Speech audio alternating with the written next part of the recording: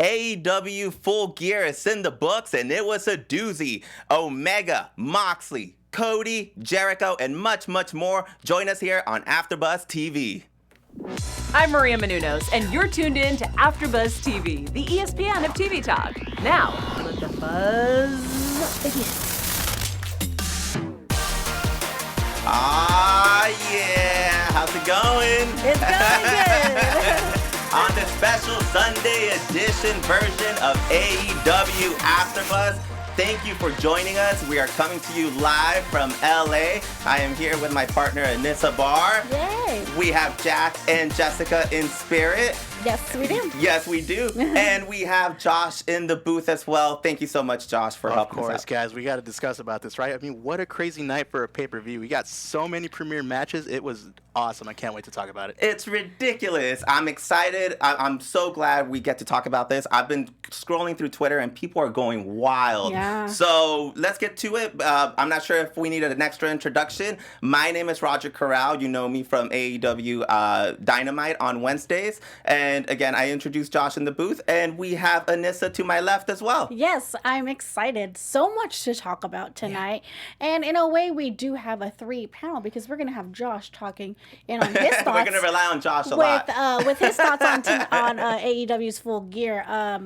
What a pay-per-view. It was phenomenal. I forked over the $50 last night. It had to be done. Mr. Moneybags right here. What a great event. I was so happy. And right off the bat, Anissa, the set. What about the set? I know. The set was awesome. I really enjoyed the style of the ramp. Yeah. You know, I've seen that before on other wrestling promotions, but to able to see it, I don't want to say on TV because it's been, that set's been on TV with the ramp, but I liked the set, the movements of their, they were graphics, rotating. They were rotating just above and beyond. I hope we get to see different types of sets for every pay-per-view. I gotta say, it reminds me of old school TNA WCW type of thing. It was really cool, just like a nice little throwback to like those old NWA days. You know what I mean? It felt I remember a specific Great American Bash. I'm not sure what year, and I remember that specific runway, and it had such a different feel. Like automatically, I'm like, someone's going through that ramp. Like someone has to go through that ramp. So it adds a different feel already. And then they decided to like decorate the whole set. Like I said, they had the spinning wheels, and it really it gets you invested. If you're gonna call your event Full Gear, then I want to see Full Gear. Right. The next pay-per-view, because we don't know what the next pay-per-view's name is going to be called, but whatever the next name is going to be, I hope that theme does attach to the set. And I think they will. I think they've done a good job doing that, and I'm really excited, and it's one of the great reasons why we love AEW. Yes, we do. So let's get it started. Top match of the day. I don't even know if we could call this a match because it was unsanctioned. Kenny Omega versus Jon Moxley. Boom. A lights out match. As our Jon Moxley correspondent. Yeah. Is this the most violent you've seen Jon Moxley? Yes and no. Okay. I just want to say this. Props to both of these guys. Yeah. Out of respect to both of these guys. You can tell Moxley really put Kenny over. Because Moxley was probably like, yeah, sure, I'll take all these bumps. This is a regular problem. Saturday for him. This is what I love. Like, this is therapy for me, pretty much. And Omega, he kind of really tasted of that deathmatch style of wrestling. Granted, a lot of people, there was a 50-50 on social media, especially on Twitter. A lot of people did not like it. A lot of people did. But I do want to say this. If you've been a Moxley fan since 2008, 2009, and you don't like this match, what? Why are you a fan? Why are you watching, Why right? are you a fan of Jon Moxley? Excuse me.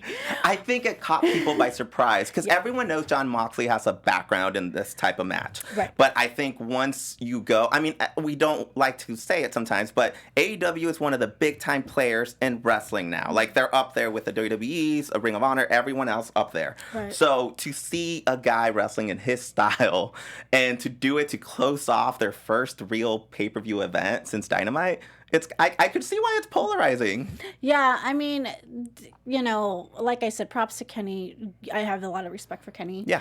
But I did say he was going to go down. And my prediction, I will say, I feel like Jack today, my whole bracket, we did predictions last Wednesday, it all went downhill. Yeah, it all went downhill quickly. Yeah, it did. But, you know, one thing I was surprised with this match is they had mouse traps. I've never seen that before. Yeah, so running down this match, they kept putting out stuff, and I was like, they can't keep going further. They took out a table, and I'm like, okay, it looks like there's some stuff on it. There were mouse traps. Yeah. We used that. And then eventually they went up on the stage, and they had like a barbed wire table. They had a variety of tables. The only thing that they were missing was light bulbs. Yeah, we needed that. We needed we needed light bulbs. We did have glass. We did not have thumbtacks. Honestly, I sound crazy just mentioning all this. It's insane. I was waiting for a fire to be thrown out at some point. I love it. I love it. So at some point, they did all that, and then Moxley decided to take it back to the ring and take apart the ring. Have you ever seen that before? Yes. Okay. And another promotion that we don't discuss here on AEW. Okay, see, that's why we love having you, Anissa. So what did you think? I mean, honestly, he started cutting the wires. He kept going around the ring, and then I was like, they're not going to expose the ring, right? That's too much. Right. And they did. I think I think a lot of people have to remember, especially if you've been a fan of these guys for a long time, and the Elite, and if you watch them on YouTube, they came from the indie scene. Yeah. And if you're a fan of the indie scene, you kind of know how the ring works in a way, maybe just me, because I worked on the That's ring a fair before, point. you know? So for them to expose it, I don't think it really punished or really, how do I say it in a word?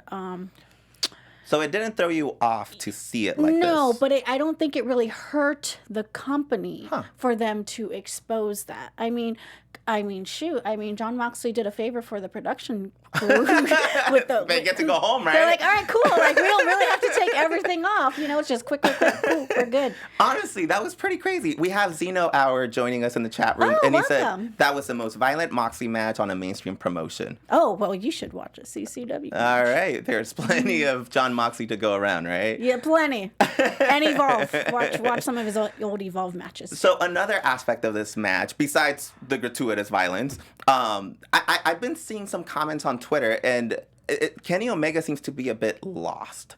He seems to be trying to find his way. Even this match, I feel like he was trying to prove something. Do you see that? Do you see Kenny being lost, especially after this match? I don't think he was lost. I just felt like with this match, he had to prove himself into the world that he can do this type of match. We've seen Kenny Omega do any type of match, but not this one. And for him to have that passion and urge to beat Moxley, the king of deathmatch wrestling, one of the kings of deathmatch wrestling, I should say, because there's multiple of them, to come out bring out the barbed wire I don't even know. Table? I don't know. With a barbed wire I've never table? seen that before. Just to bring that out, and the ref saying, "No, Matt, no, this needs to stop." Yeah. But this is an unsanctionary match. There's no Technically, rules. we don't want to hear it, right? Yeah, technically, they're saying it in a nice way, but it is a death match. But just the passion that Kenny really had for, I gotta beat this guy. The things that he did, the drop kick, that was beautiful. Running and jumping in the drop kick, that was beautiful. And the way he just went through the full gear lights, and he did hit his head, poor guy. But I just really saw the passion in him. I think that move specifically, it showed that Kenny was willing to get hurt to get a victory. Right. Which, again, I'm not sure if we've ever seen this side of him, but I'm glad John Moxley took it out of him, and we got a great match out of it. Yeah, and I was really surprised that, getting out of kayfabe, Kenny was okay for him to do the last move on the wood. On the wood. That was scary, honestly. Like, when I saw the wood exposed, I was like, I can't even imagine. Like, I've fallen out of my house before and I start crying. Like, this is, like, I wouldn't be able to do this. Yeah. It's ridiculous. But Josh, what are your thoughts on this match? Honestly, you guys nailed it on the spot right there. This is one of the best matches that I've seen in a while, as far as this year goes. And honestly, that spot with the Phoenix Splash onto the exposed wood, unbelievable. I don't even know how Kenny Omega's knees aren't hurt at that point. Or it's just like his face. He landed on his face. It's just, oh my goodness, these guys just go through so much brutal stuff. And there's also other points to the whole pay-per-view in itself where you see these guys taking just like really gnarly bumps. And it's just like, these guys are just going for it. So it's awesome. Yeah. It was awesome. And I think it paid off. I mean, they've been brewing for like 2 months now. Right. So it paid off a lot. I'm really happy we got it. And it's kind of ridiculous. Like, the pay-per-view officially ended with the World Heavyweight title on the line. So to get this extra treat for everyone to go home, I thought it was phenomenal. Yeah, and I'm surprised Kenny didn't break his nose by doing that. I'm sure he broke a lot of things. And so, like I said, the actual event, the last sanctioned match that ended the show was the infamous match that we've been waiting all year long. Cody versus Chris Jericho for the World Heavyweight Championship. Yep. It was, I can't even tell you how hype I was. We have some comments telling us this was the best pay-per-view they've seen in years. Wow. I think these two guys got everyone excited. Did it live up to it? Yeah, I mean, well, first of all, I really thought MJF was going to join the Inner Circle.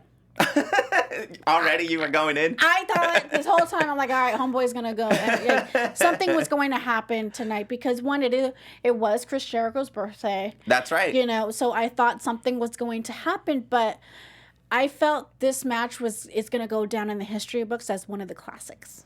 Okay. In my opinion. No, I agree. I feel like they both, when they made their entrances, I felt like I was watching true main eventers. Like, right. This is a match that I'm going to tell future generations about. This is one of the matches that set off. You know, I remember when ECW first started, and you had, like, Tommy Dreamer and Raven, like, fighting for the first time, and you're like, yeah, these guys are the future. Or when WCW first started, and you see, like, some of these big names start arriving, and you're like, yeah. And so that's what I felt like with this. I was like, they're making their mark. This is officially the beginning of them taking over wrestling. Yeah, definitely. So I like that. I really feel like they came through. The match was phenomenal. And again, let's not forget. So the match had 3 judges, and we got to have 3 legends at ringside. A big surprise. We had Dean Malenko, who is a WCW Cruiserweight legend, and he used to be a backstage producer at WWE. We had Arn Anderson, a classic member of the Four Horsemen, and again, a former producer at the WWE. And then we had the great Muta.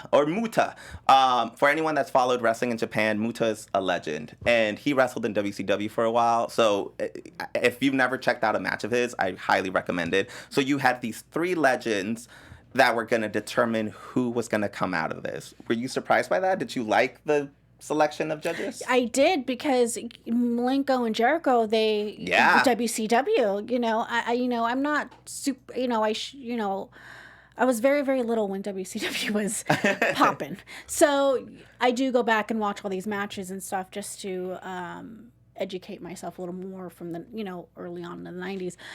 Of course, Arn Anderson is Arn Anderson, and, we have the great Muta. Yeah. And it's so funny because I actually saw him wrestle for the first time here in SoCal. Whoa. Yeah, Okay. several years ago. And I didn't know who he was at the time. And one of my buddies like, no, this guy's this and this. So I educated myself and started to watch some of his matches. And I was like, oh, wow. So that's a big moment. Great. Yeah. Wow. See, stuff like that, I feel like AEW rewards, like, I feel like for someone like you who just not recently discovered, but, like, you got a newfound appreciation for Muta. Right. Like, you got to see this, and you're like, yeah, this guy can judge this match. Yeah, because he's one of the originals with the green spit. With the green mist, yeah. The green mist. The Tajiri. And then Tajiri took it on, and now Asuka's taking it on. But to see that live of him doing that was like, whoa, that is cool. So that's how you know. These guys definitely can determine who comes out of this match. But we did not have to resort to the judges because MJF betrayed us all. He broke our hearts. He broke Twitter's hearts. Honestly, Twitter was going insane. Yeah. MJF threw in the towel as soon as Jericho put in. I'm not going to say as soon. He had the Walls of Jericho. Do we still call it the Walls of Jericho? No, it's Tiger. We had the Boston Crab going for a while.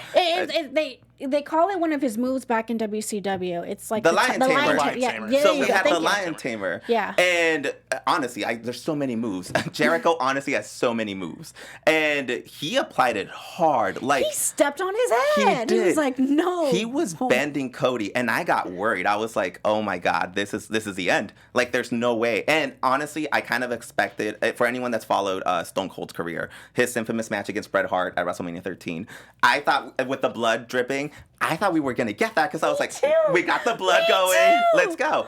But instead, we got, I would say, a small recreation of the infamous Bret Hart versus Owen Hart classics with the towel being thrown in. What do you think? Like, should I haven't seen someone throwing a towel since 2003. that's very specific. Yeah, well, yeah, because I remember Linda McMahon throwing in the towel when it was Stephanie and her Yes. dad at No Mercy. It doesn't happen often. But it doesn't happen often. And okay, first of all, Cody Rhodes, or Cody's mother, is the mom of the year. Okay? She said a bad word that I'm not supposed to say online to Chris Jericho. And she slapped him a couple of times. She slapped him while he was getting beat up. Like, what are you doing, lady? This is great. And, you know, after the match, there is a photo online of her cutting the stitches on Cody's head. thing. But man, that mother is one tough SOB. I will say, I have never seen a mother look less concerned in my life. I think when you grow up with the Rhodes, She's like, you're "All used to right, this. all This right." is nothing. Like, there were times when Cody landed on his head when he did the tope suicida, and the camera panned to her mother, and she's just sitting there. She's like, oh, Cody did it again. Yeah. or she was married to Dustin. And she was married to Dusty. I mean, Like, yeah, he what do bleeded you- a lot. Yeah, like, and she saw her other son Dustin as well, like, go through beatings. I think at this point, you know, it's a regular weekly occurrence. So, mentioning the tope suicida, what do you think about that? Was Cody out of his element, jumping onto the outside? Was it the rampway that affected him? I think it was obviously the ramp. I mean, Cody is just so talented in wrestling, and you know, he doesn't have to be a high flyer. He doesn't really have to do all these risky moves, but he does it. But it just fits him in an interesting way, in my opinion. But I really, really enjoy seeing Cody Rhodes wrestle. He's one of my top 5 favorites to just watch wrestling. And Chris Jericho is just a legend as itself. In my opinion, he's one of the GOATs. So for them two to go at it, it's just so crazy how them two just can make a classic match. I feel like I expected greatness. I did not expect such a classic match. So I'm obviously really happy about it. Right. We have a comment. Zeno Hour as well. He's calling it the Baltimore screw job. Oh. You think that'll stick? No, because it wasn't a screw job, because the referee didn't do what wasn't inside, didn't do what the Montreal screw job was. MJF threw in the towel. There's a difference. Who's in his corner? You assume he's in his corner. Exactly. Looking out for him. And good for freaking, okay, first of all, let's talk about Ref Aubrey. Ref Aubrey was all over the place. Ref Aubrey is a bad woman. And she pushed Jericho, was like, I'm not going to deal with your stuff. And that's what I mentioned before on AEW Dynamite. I would like to see more referees involved in matches. And when I saw that, I was so excited, because she's not going to take anyone's crap. She's actually such a great addition. She feels such a refreshing breath of what a referee should be. Yes. I think for the most part, they kind of feel like a bumbling mess out there. Mm-hmm. Like, oh, I guess something happened back here. I don't know. Whereas, like, she's like, no. She saw Jake Hager like do something, and she's like, "You're out of here, guy." She has eyes all over. It was great. I think she's such a great addition, especially to these matches, because again, we want it being called down right down the middle. There's always going to be shenanigans. Anytime you have a villain like Chris Jericho or the Inner Circle, you're going to expect some stuff to happen. Mm-hmm. So to have her there really helps to make sure that everything goes as smoothly as possible. Yeah, and this match was great, and the ending was great as well. Like after he threw in the towel, that was great. So combining both of these matches together, technically Omega and Moxley, that match did not count towards their records. And technically, Cody cannot fight for the title anymore. Well, hold on. So, who's next in line, Anissa? Oh, I think so. For the title? Yeah. I mean, Cody? In a weird way, I don't know why in my head, I think it's going to be Omega. Okay. I think so. Because I think now it's going to be Cody and MJF is going to have a feud. That definitely needs to happen now. Makes a lot of we need to take care of that guy now. But for some reason, I think Omega is going to be next in line for the championship. Okay. Even though he lost yesterday. Even though, yeah. I mean, Okay. Weird things happen in pro wrestling. That is true. And again, it did not count towards his record. They made sure to, and I think even JR said, like, whatever happens in this unsanctioned match, it does not advance them in the rankings any step closer to fighting Jericho or Cody. Right. So you're right. He might still have a shot. He might be injured a million different ways at this point. Right. But I found it interesting because at this point, these are your top 4 guys. This is how you end your first big event.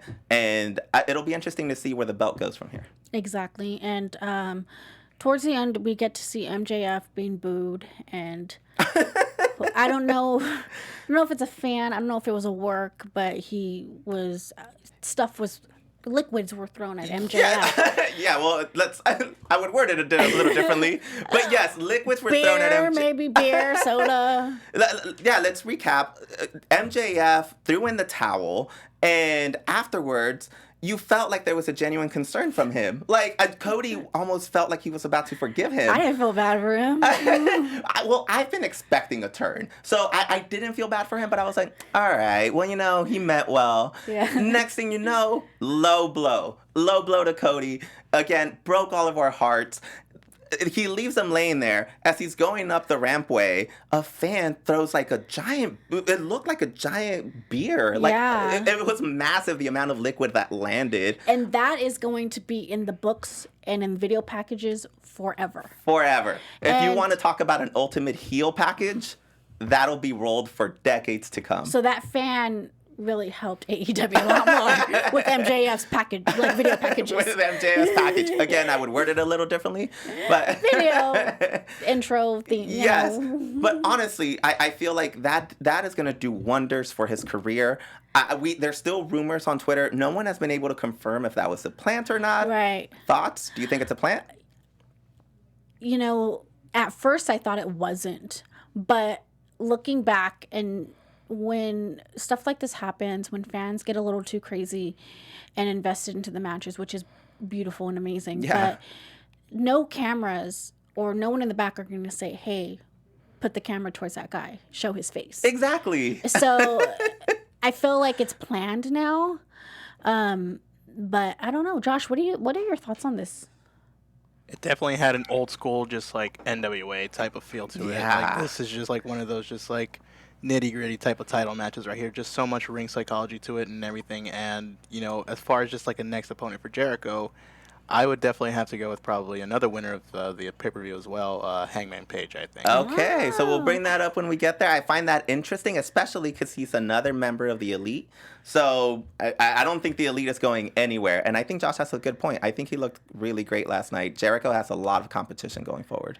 Yeah, and speaking of competition and a lot of stuff is happening, make sure to rate us, comment, subscribe to our YouTube channel, join the conversation, because we want to make sure that we're part of the conversation. We want to engage with you and everything. Go to iTunes, give us 5 stars, rate on iTunes as well, and give us a comment, because we actually see your comments on YouTube and iTunes. And don't forget to subscribe, because we are the AEW panel. And Josh, anybody in the chat? Anybody? Yeah, we are going to try our darndest to always make sure to include as many comments as possible in the show. You guys you guys feed this whole place. So we welcome it. Bring it on. Yeah, let's name some people in the chat. And right now, Donna Say Key says it was a plant. Joseph Bosa, I think it was a plant. Let's see. We got Jay Craig, who says he wasn't a plant. He was removed by a bunch of security. MJF was looking at that direction, and the camera turned with him. So some people are speculating because, again, we mentioned the camera panned that way. It can't be a plant. And, yeah, again, it's been pretty polarizing. I think it's 50-50. Regardless, it got the job done, and I think MJF is a better wrestler because of it. Yeah, So good stuff all around. We love the main events. And then that leads us to the match right before the main event, which was for the women's title. And Riho has been yeah, that's right. Riho has been spectacular. She has been a fan favorite for weeks now. She ended up capturing the women's title. She just wrestled in Japan a few weeks ago. She's all over the world. And so this was going to be a big challenge against her because she was going up against, her name is Emmy Sakura. That's going to take me a while. It's okay. Yeah, Emmy Sakura is a legend in Japan, and I mentioned this on Dynamite last week, she trained Riho, and we actually got to see some of that package as the match was leading up, where they wrestled in front of like 5-10 people, the life of a wrestler, and now they were in front of thousands, millions throughout the world. What did you think of the match? Well, before I give you my thoughts, I wanted to say this. I've seen a lot of people on social media saying, why this is not this doesn't make any sense. Why is this happening? But you got to look at their history. They do have history together. They do. And for them to just automatically put this in a match, they're going to make a video package. You know, if it's like if no one has no history together, they're not gonna make a video package of it. But I thought this was a really interesting match. It's teacher versus student, and I thought that these two women really, really showed what Japanese women's wrestling can do. It was the screaming was a lot of anime to me. I was like, whoa, okay, cool. And it was a nice moment for them. Emmy Sakura was crying before the match, so obviously she felt the gravity of how big this title is to everyone. Yeah. And I felt like Riho always looks happy, but you could feel the magnitude of this match. And I think they came through. Their chemistry is phenomenal, and I kind of want to see them fight after this. Like, I don't want to see this feud end. Okay, yeah. Are you interested in this, or are you ready for some Britt Baker to enter the scene? I'm ready for a new women's champion. Okay. Yeah, I mean, Rio's great. I mean, she's a sweetheart. But I'm ready for the title to change and maybe go back to Rio. Just I feel Rio needs how do I put this? She needs competition. Okay. And even though Emmy, even though the people that she wrestled were just, storylines in a way, I feel that someone from the women's division just is like, all right, you know what? I'm tired of being on the sidelines. I'm going to take that title. Yeah. Let's start and make a storyline out of it. Even the women that wrestle on AEW Dark. I mean, well, someone on our chat room, Joseph Boza, good old Joseph Boza, he mentions Emmy Sakura basically got this shot winning the Fatal 4-Way on AEW Dark last week when she made Penelope Ford submit. Oh, that's right. So AEW Dark matters a lot in making sure that these wrestlers ramp up their wins, get some more experience, and I think you're right. I mentioned it last week when I said there's a lot of women now. I think there's a large variety of women on the roster. I mean, we haven't even gotten to Awesome Kong. Like, there's so many women that I feel like are worthy opponents. And I think you're right. I think Riho, not that she doesn't have competition, but she's in for a rude awakening. Yeah, I feel like she needs like an Awesome Kong or an Nia Jax to bring her back. Yeah. We're trying to destroy Riho here. I mean, all respects to you, Rio, but I thought the match overall was very, very fun to watch. It was great. And we love Sakura's queen gimmick as well with her little stomping. So I was really happy to see that. And, going forward, we'll see where the women's division goes. But I definitely like their chemistry, and I was happy we got that match. Yeah. And then from there, we also had the tag team titles on the line, which, by the way, another point I need to... Oh, that's right. I'm just going to sit here and dance to Teddy Long all day. I could do that all day. We had the tag team titles on the line, and like we discussed on Dynamite last week, we had the third place team, the guys with the medals, be able to participate in this match. Private Party took on the Lucha Brothers, who took on SCU for the tag team titles. What did you think? Yes. I'm wearing an SCU shirt. This is the first town I've ever been in, but You know, Okay. Gotta support the SoCal guys. So I'm guessing you were happy with the results. I was. I mean, this match was so fun to watch. Yeah. You know, everyone's just everyone. It's just crazy how all these men were able to connect with each other and they all wrestle different styles of pro wrestling. You know, it's such a huge variety. Like it's is. kind of crazy. Like you have the lucha style with the type of brawler style with the high flyer style. Like you have everything being thrown in there, and I'm like, I don't know who to root for. These guys are all future main eventers. Like it's beautiful.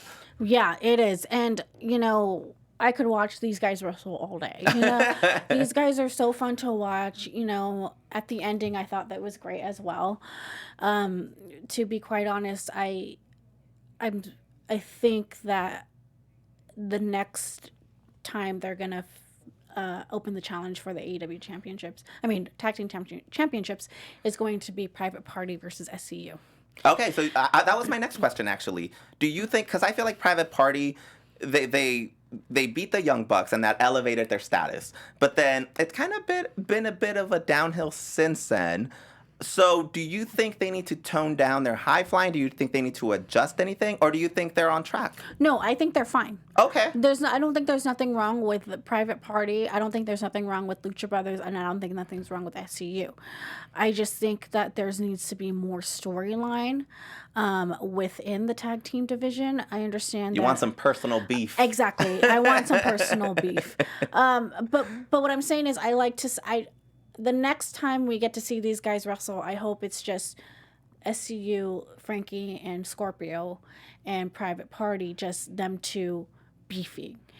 Because I don't want to see a third person, like a third. So that brings me up to what happened. Christopher Daniels came out, and I'm not sure if we're going to apply the old rule of the 3-man tag team.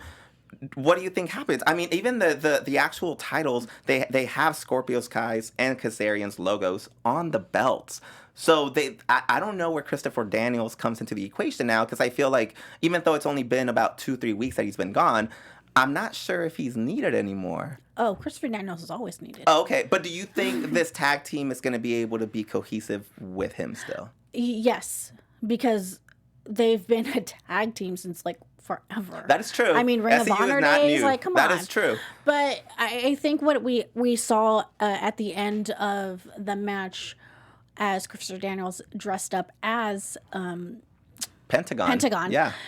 It's gonna be. I think those two are gonna have a feud. Ooh, I'm excited. Yeah. I've said this before. Christopher Daniels is such a treat to watch live and on TV. Like for a while, he was considered the king of the indies because he wrestled throughout the world. Like people wanted a piece of Christopher Daniels, and I found it kind of interesting. Kind of side note. So Pentagon is a character that came out of Mexico. He was a villain. The opposite side to the good guy who was called Octagon. So Octagon was a good guy for decades, and then one day Pentagon appeared, the ultimate arch nemesis.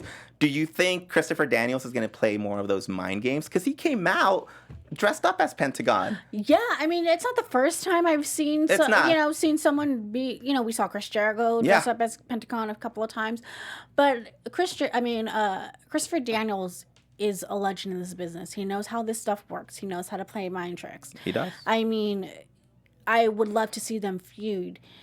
Pentagon Jr., I've seen him so many times wrestling. This guy's in his late 20s, so it's just a treat for us to able to see them to feud. But I wonder if we're going to get old Christopher Daniels or we're going to get new style Christopher Daniels. SCU Christopher Daniels? Yeah, we're going to get the Fallen Angel, or are we going to get, SCU type of Christopher Daniels? And it is a different style, and I think it'll be different to see how he adjusts moving forward. He is getting older, and I think being a part of a tag team helps everyone hide any weaknesses they have. And so I'm not sure. I think Pentagon is in the prime of his career. Oh, yeah. So I am not sure if Christopher Daniels can handle that type of match in terms of pulling out a victory. And so I'm not sure if Christopher Daniels will have to resort to SCU, pulling some shenanigans and helping him out. Well, do you think Pentagon Jr. and Ray Phoenix, or do you think they're gonna bring in a third person? They're Lucha brothers. As far as I know, there's not a Lucha triplets situation never going on. You know. never know. Like I said, Octagon spawned Pentagon. We might get a hexagon one day. Like, we don't know. We don't know. There's a lot of shapes to go around, so maybe. Shapes to go There's a around. lot of shapes. So yeah, I think I'm glad that SCU. It's kind of interesting. All the champions left with their respective titles. Yeah. So in that sense, nothing too shocking, but it'll be interesting to go forward to see who pulls up as the number one contenders for these titles. Right. And then that leads us to, so now we've gotten all the titles out of the way, and the next match that I want to cover is a match that Josh brought up with someone that I think is probably the next, if not the next number one contender, he's definitely up there now. Hangman Page took on Pac in, I would call it a grudge match, honestly. And I think they brought the house down. I think I hadn't seen Pac be humbled like this in a long time. He seems angry. He always has a chip on his shoulder. And I think Hangman kind of brought him back to reality, telling him, this is our company. Like, be careful where you step on around here, because there are people like Hangman that'll bring you down. Do you agree? Sure. I mean, this match, it wasn't like, oh my gosh, for me, but it was a decent match in my opinion. We got a lot of, viciousness in between both of them. Yeah. And which was really good. I mean, Pac should just be a heel forever. He was born to be a heel. He's just so good at it. And, Hangman, if you watch Being the Elite, you kind of feel bad for him sometimes when you watch his episodes, because he doesn't have his own locker room, He doesn't, is not walking out with everybody towards the end of after the show ends sometimes. And that's a good point. I feel like they're making him feel like the lone wolf, even though he's a cowboy. That's something that needs to be brought up, because I'm not sure if you followed his career as intricately. I know he wrestled in the Indies for a while. Mm-hmm. I believe he still wrestles for Dragon Gate. Okay. But he always seems to.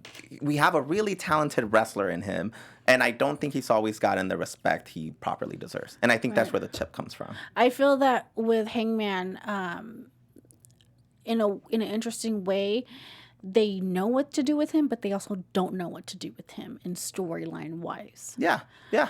And for him to be facing, the different people every week, there's no storyline there. Do you think this is a good win for Hangman, though? Like I said, Yeah. Pac had a big chip on his shoulder, and Pac had gotten some impressive victories, even including over Kenny Omega, actually. Right. So do you think is this impressive enough for you to kind of start elevating Hangman Page? Yeah, why not? Why Sure. not? Why not? That's great. No, like, why not? Because I think Hangman Page will eventually become the AEW championship, but it just depends how long, like, when will that happen? Yeah. Even though AEW is very fresh this year, I feel that they're just being very careful and not trying to rush everything so quickly. I agree. And there's some pros and cons to doing that. So, we just got to tune in and see. Going back to the tag team match, someone mentioned Laredo Kid is actually the third member of the Lucha Brothers. Oh. I'm not sure if that's confirmed. I know they have wrestled together in AAA before and in several other promotions. So just want to throw that out there. And thank you guys for, helping us out with that. Yeah, love it. So yeah, Hangman Page got the victory. And I think he'll be able to... If not, again, he was able to fight Chris Jericho for the title when the title first got inaugurated. So I'm excited, looking forward to that. And I think Pac still has a lot to go. So I'm excited for that. It'll be good.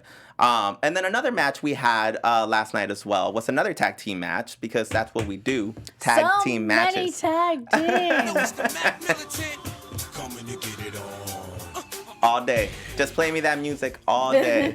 Tag team me. Don't quote me on that. Young Bucks took on, and they have a new name. The Young Bucks took on the Proud and the Powerful, Ortiz and Santana. Is that new? Am I off? Is that a new name? I think that's new. I don't know. I'll do my research. Proud and Powerful. I think. So you saw the video package. Yeah. Freaking amazing. Yeah. so phenomenal good. production. All What these packages. they did with Ortiz and Santana, the promos that they did, be proud of who you are. We're from New York, homeboy. I'm from LA. Come here. I don't like where this is going. I don't like where this is going at all. I'm just kidding. But, you know, I feel that, let's be honest, it was East Coast versus West Coast in this match. That didn't even click in my head. You're right. Yeah. You're right. If you want to bring it up the whole 90s, because they brought up B.I.G., that's where, you know, hip-hop came from. Well, we had Tupac back in the 90s. Wow, so, that's interesting. But but this match overall, I feel like both of these tag teams, they were great. They were great. You know, I've seen Santana and Ortiz wrestle live here at SoCal wrestling shows, and they're so fun to watch. Like, they bring the house They bring the down. crowd. They bring the crowd Yeah. in. Everyone's invested every time they wrestle, and I felt like the crowd was invested in this match as well. I thought the Bucks brought it as well. They bring it all the time. I mean, this to me felt like an East Coast, West Coast type of match. That's so funny. and not to throw in a wrench, but we also threw in the South into that match because the Rock and Roll Express was at ringside. We have East Coast, we have West Coast, and we have the South. Like, honestly, we need a Northern team at this point, guys. If you guys could think of a Northern team, I'll throw it out. I'll pitch it to AEW. Make sure they can hear it. Yeah, I know. Like, they got their revenge. They got their revenge. Like, who saw that coming? All of a sudden, I'm like, oh, like the Rock and Roll Express is in the front row. But not only were they just at the front row, and it's run us through what happened with the Rock and Roll Express. They got involved pretty much. I mean, they're in their late, I don't even know how they 60s. Sure. I wasn't even born when they were wrestling, so I don't even know. No, but you know, they really brought it. I mean, they showed everyone, hey, you know, this is in our blood. Every single wrestler that steps in the ring, they're always going to have that wrestling blood in them, no matter what age they are, and they can do it. You know? I feel like these guys wrestle like on their days off. Like, they probably go to like Olive Garden, and that's what they do like before they show up to the store. Like, they wrestle 20. Like, I just can't believe how much these guys are like. They're active. They look in good shape. They obviously are clamoring for like the roar of the crowd. My favorite part was the Canadian Destroyer. Your favorite part? That's the most insane part. Like, what? I mean, they're going through the ropes. They're doing Canadian Destroyers at 67. Oh my God. You know, in a weird way, I feel like they're like the Young Bucks are. It's like roles like the Young Bucks are. Oh, we're kind of passing the torch here. Yeah, okay, in a way, okay. but it's like.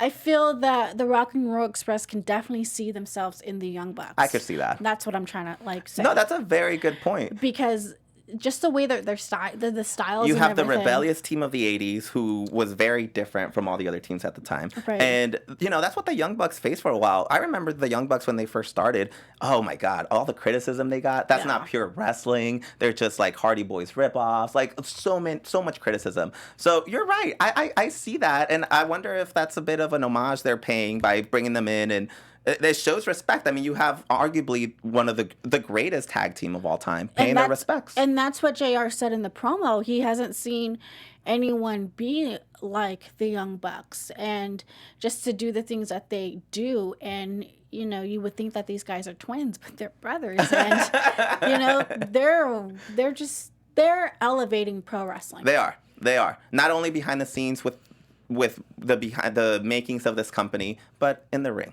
Yeah. In the ring. The things they have created. They've created super kick parties throughout the country. Yeah. And, you know, I want to do a quick shout out to the production crew, the camera crew, whoever's monitoring the angles on where to go. It was great. That's one of my favorite. That's one thing what I love about wrestling. It's not just the styles, not just the moves, not just the entertainment. It's the production and how everyone's a team making these guys and women look like stars. It's a family. It is. And, you know, shout out to everyone in the production, you know, booth. Yeah. You know, they're back there somewhere. You guys are killing it with all this stuff. So good for you. I'm not sure if AEW is the one that tweeted out a picture. I saw a picture on Twitter of the production crew behind the scenes. Yeah. And it looks phenomenal. I'm really happy for them. Yeah. Actually, someone, Michael Munger Jr. said they're in their early 60s. Early 60s. Early 60s. And then that's about it. We had a pre-show match with Britt Baker. Hopefully she gets to enter the scene. But overall, what do you rank the show out of 10? I gave it a 10. You give it a 10? Yeah, all right. I mean, we're here for a reason, right? But I know we got to wrap up soon, but quickly, I have to say we finally got to see Awesome Kong and Brandy. Oh, so much. There's so much. So much to talk about, but I just want to say that real quick. And it's going to be interesting because I'm very excited to talk about it next Wednesday. I'm excited. We'll be back on Wednesday with Jack and Jessica. And yeah, so that about Wait, does what, it do for you us. give it 10 stars? What do you I rank it 10 stars. Again, we're here for a reason. I'm Josh, sure what do Josh you gives rate it it? 10 stars. 10 stars out. Okay. 10 stars. 10 We need to get out of here. Anywho, Anissa, where can they find you on Twitter? Follow me on all social media at Anissa Bar. Alrighty, and you can find me on Twitter at Roger Corral. Roger_Corral. Get that right. And we will see you all next week here at AfterBuzz TV for AEW Dynamite. And thank you so much for tuning in. Everyone in the chat, thank you so guys. much. Thank you, You're everyone. amazing. We'll see you next week. Our founder, Keven Undergaro, and me, Maria Menounos, would like to thank you for tuning in to AfterBuzz TV. Remember, we're not just the first, we're the biggest in the world, and we're the only destination for all your favorite TV shows. Whatever you crave, we've got it. So go to AfterBuzzTV.com and check out our lineup. Buzz you later. The views expressed herein are those of the hosts only and do not necessarily reflect the views of AfterBuzz TV or its owners or principals.